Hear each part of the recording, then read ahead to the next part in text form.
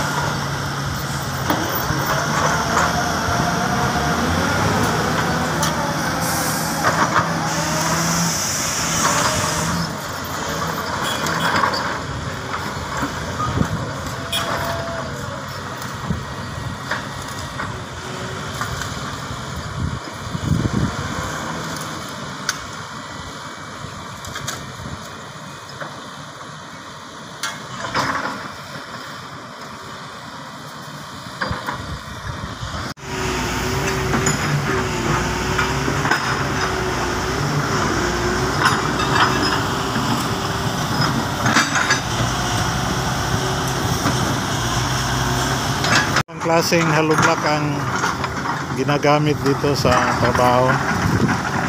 Maganda ito kasi meron siyang retaining wall na ginagawa. Ayan na, nakaplastada na yung mga hollow block doon. Lahat siya merong rebars, merong bakal, lahat ng butas, kaya matibay ito.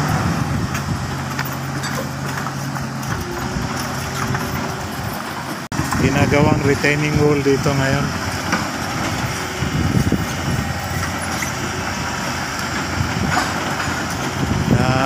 Earth filling pa sila dito kasi mababa itong sa Eagles Ridge wala dito sa mataas na bahagi ng papuntang Katalunan Pequeño at papuntang Ulas sa flyover viaduct. Ito na inuumpisa na nga itong ginagawang kalsada dito na bypass siya at aabot ito doon hanggang Ulas Highway, lalabas sa Ulas Highway. Kaya doon sa unahan nga maraming mga bahay ang matatanggal.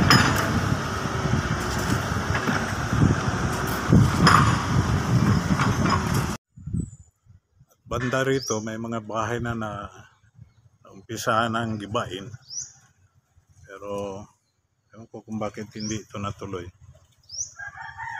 Yan, mga bahay na yan tatanggal yan dito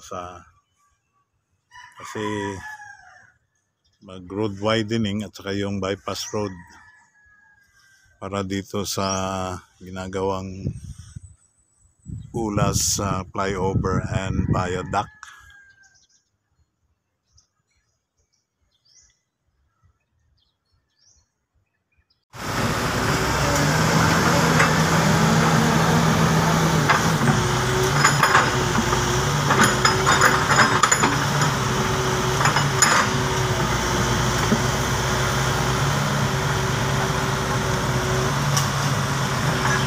Mula dito sa taas, ito yung madadaanan ng bypass road.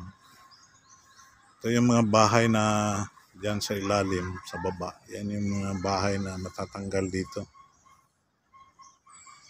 Pag aabot na dito yung kalsada, yung bypass road na project, galing doon sa Davao Eagles Ridge Resort. Hanggang doon ito sa labasan ng Ulas sa highway.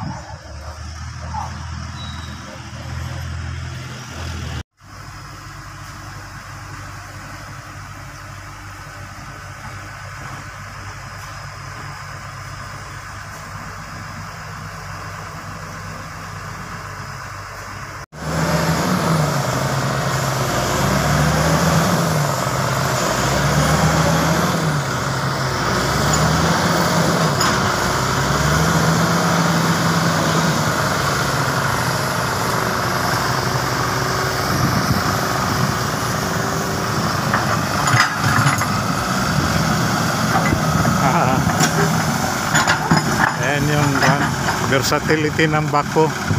Kahit na mabaon siya, madali lang siyang kaalpas doon sa medyo lupa na may basa. Ganyan lang ginagawa niya pag nabaon siya.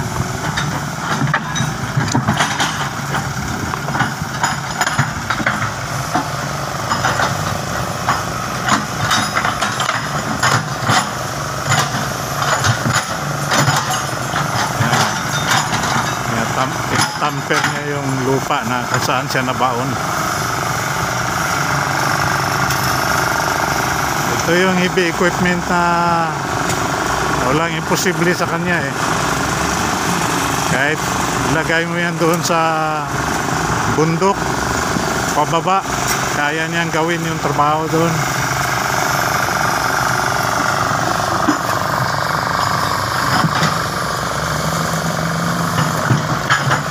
Ito dito, pag natapos ito, itong medyo mataas-taas na MSE wall na ito, doon sa taas, magdagdag pa sila ng isa pang lane na kalsada, pantay doon sa kalsada sa taas, bukod pa sa ginagawa dito ngayon sa ibaba naman.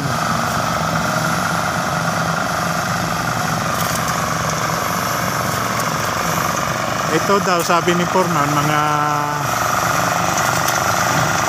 halos 300, mahigit 330 meters ito eh. Ang haba nito. Patungo doon sa Ulas Highway. Mga 330 meters ang gagawing kalsada. So wala pang isang kalahating kilometro.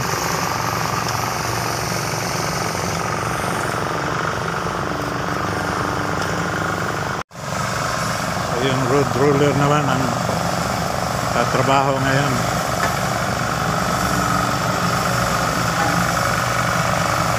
Para hindi mabaon yung buwan, pinipison niya yung lupa dyan na medyo basa para hindi nababaon yung backhoe.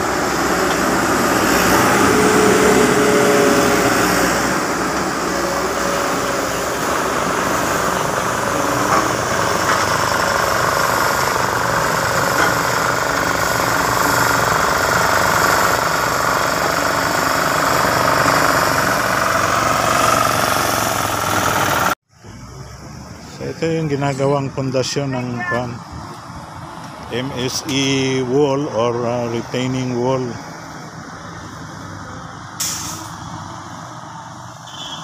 Pero ang tawag talaga niyan, yung bowling na yan is MSE. Ayan o, ito yung trabaho ng backhoe.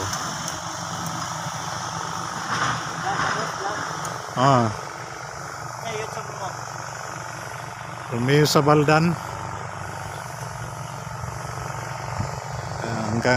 Sabi nga hanggang Ulas Highway nga ito eh.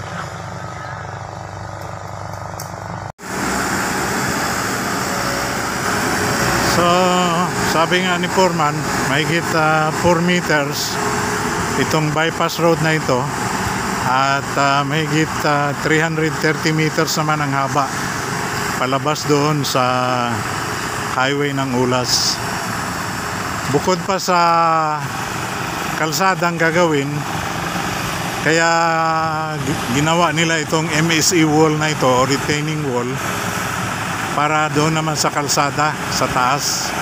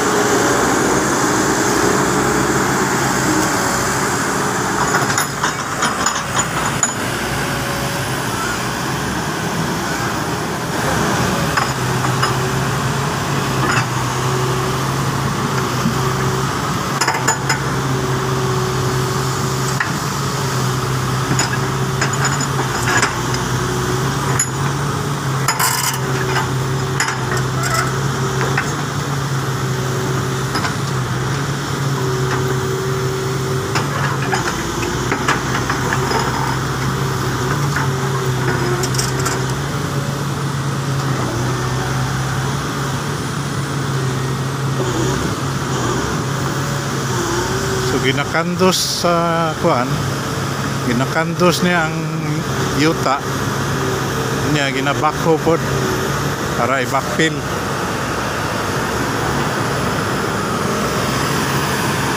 Tungkol sa taas, dump truck.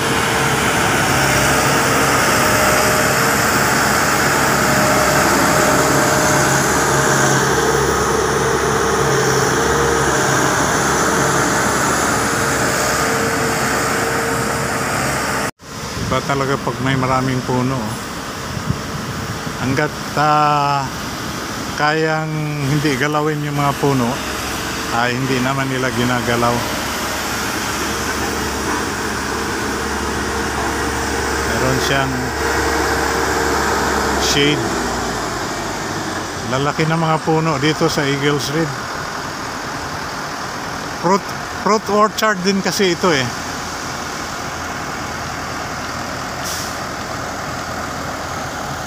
Maraming mga puno ng ano dito, mangustin, gaya niyan. Ayan, mga puno ng mangustin yan.